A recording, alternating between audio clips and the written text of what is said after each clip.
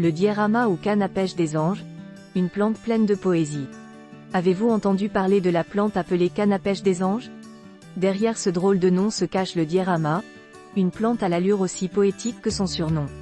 Voici tout ce qu'il faut savoir sur cette jolie vivace originaire d'Afrique. C'est une plante de la famille des iridacées. Le diorama est une plante vivace bulbeuse de la même famille que les iris.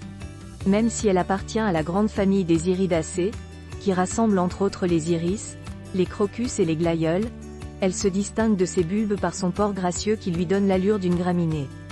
Outre son feuillage fin et son port en touffe, cette vivace présente en été des inflorescences arquées qui ploient et bougent au moindre souffle de vent.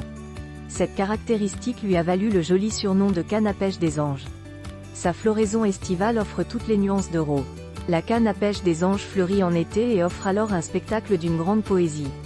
Ses inflorescences, arquées à la manière de canne à pêche, plient sous le poids de fleurs délicates en forme de clochette.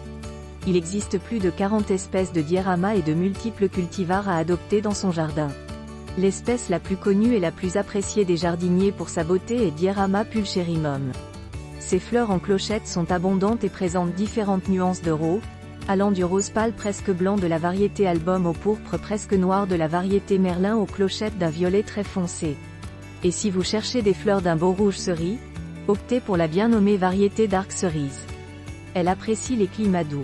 Plante vivace originaire des prairies humides d'Afrique, le diorama s'épanouit sous les climats doux. Cette plante apprécie particulièrement les climats de bord de mer alliant douceur hivernale et fraîcheur estivale. Même si vous n'habitez pas en Bretagne, vous pouvez essayer de l'acclimater chez vous. Sous nos latitudes, elle est assez rustique pour supporter de courtes gelées de l'ordre de -8 degrés Celsius. Il faut simplement veiller à l'installer au soleil et à la protéger du froid en hiver. Vous devez aussi faire attention à bien choisir son emplacement au jardin car, une fois qu'elle est installée, cette plante déteste être déplacée. La canne à pêche des anges se plaira dans un coin ensoleillé, abrité et humide, avec un sol léger, frais et drainant. Cette plante est du plus bel effet en sujet isolé mais aussi en massif associé avec d'autres vivaces et graminées ou au bord d'un plan d'eau. La plantation s'effectue au printemps. Plantez le diorama de préférence au printemps entre mars et mai.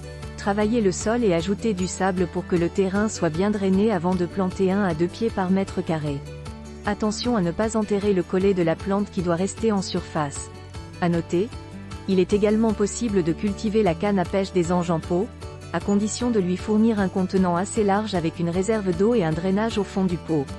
Vous pouvez par exemple mettre des billes d'argile au fond du pot avant de le remplir avec un mélange de terre de jardin, de sable et de terreau. L'entretien est plutôt facile. Les premières années après la plantation, l'entretien du diorama consiste à arroser régulièrement, afin que la terre reste toujours fraîche. Pour favoriser la croissance de la plante, vous pouvez aussi lui apporter de l'engrais tous les ans au printemps. La première floraison survient généralement au bout de 2 ans. Si vous habitez dans une région aux hivers froids, n'oubliez pas de la protéger avec un paillage et un voile d'hivernage en hiver. À l'exception de ces recommandations, l'entretien de la canne à pêche des anges est plutôt facile puisque cette plante n'a pas besoin d'être taillée.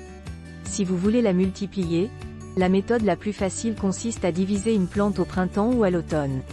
Mais cette division de la touffe doit rester occasionnelle car le diorama n'aime pas trop être dérangé.